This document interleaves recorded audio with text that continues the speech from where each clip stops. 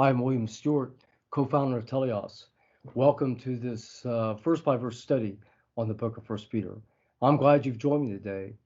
If this is your first time, it's been a great study. The prior verses are on the website, and please go back and review them as you might have time. If you have been with us, then welcome back, and I hope that you've gained a lot out of this study. We're in chapter 3 and verse 16 and a lifestyle section regarding Christians. And the verse says today that having a good conscience, that whereas they speak evil of you as evildoers, that they may be ashamed that falsely accuse your good conversation in Christ. So what does this mean? Well, Paul emphasizes first to have a good conscience. And this is actually a topic that's pretty common in the New Testament epistles, the letters from the apostles to the church.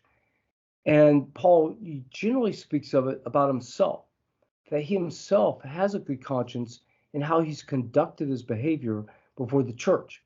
Otherwise, in a pure way, not seeking his own gain, but in service. So likewise, we are to conduct ourselves as we serve and live before other people, Christians and non-Christians, that our conscience would be clear. We wouldn't be burdened with bad things that we've done towards people.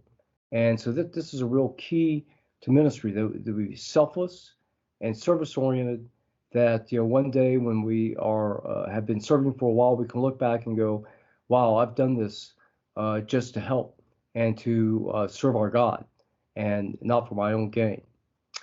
So that's one reason. So it's our own behavior. And then the second reason is that the people outside, those who hate God, will not really have a reasonable charge against us. It is amazing. So the number of people, of course, who hate God and they have power and they behave in terrible ways, seeking their own behavior, the corruption, the abuse of other people. And yet, when Christians do it, they will immediately charge us with the same charge. And it somehow seems to stick because we live to a higher standard and they don't. So often the media and the government protect the God haters and those who are corrupt. And so nobody lays a charge against them. They're able to do terrible things and not be blamed for it. Yes, and we're immediately blamed. So we do live to a higher standard. We have to frame our life in purity if we're going to bring the gospel and represent our God well before society, and leave it to God, even though to ultimately be the judge of those people who hate him. That doesn't mean we shouldn't fight and resist evil now in our society in a biblical way, but we realize that final vengeance and judgment is with God. Now, a strange word here is a good conversation in Christ. Interestingly, the word here in Greek is anastrophe, which means complete life, all your behavior, your speech, and your actions. I'm not sure where the word conversation was derived from in the King James. I think it came from the Latin. The team of translators for the King James back in the 1600s, early 1600s, is back in the early time of Greek studies. So my guess is, and we know this from translations in English, if it's in 1500s, they depended on the Latin, Jerome's translation in the 400s, which oddly is conversation. That's what Jerome in the Latin uses. A little funny, however, is that conversation doesn't mean conversation in Latin. It means behavior.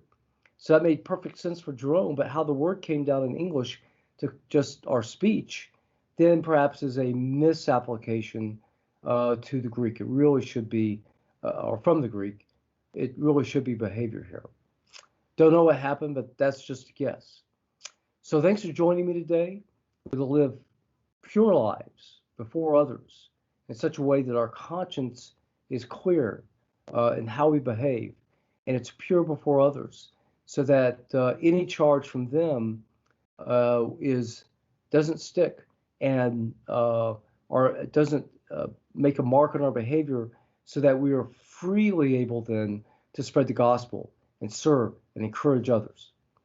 Thanks for joining me today. Come back next time as we continue this wonderful study in chapter 3 of 1 Peter. Bye-bye.